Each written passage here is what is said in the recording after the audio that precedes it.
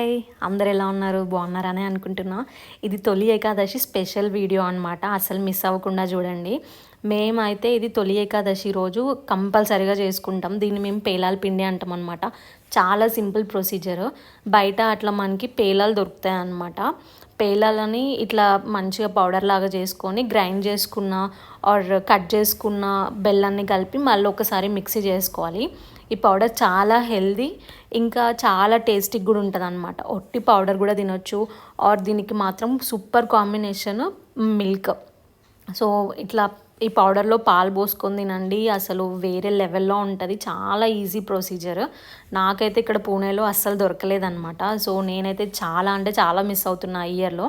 So ఇది మాత్రం తొలి ఏకాదశి అప్పుడే చేసుకుంటారు. నార్మల్గా చేసుకుంటారో లేదో నాకైతే అంత తెలియదు, కానీ తొలి ఏకాదశి అప్పుడు మాత్రం పక్కా చేసుకుంటారు అనమాట మా దగ్గర, మా ఇంట్లో.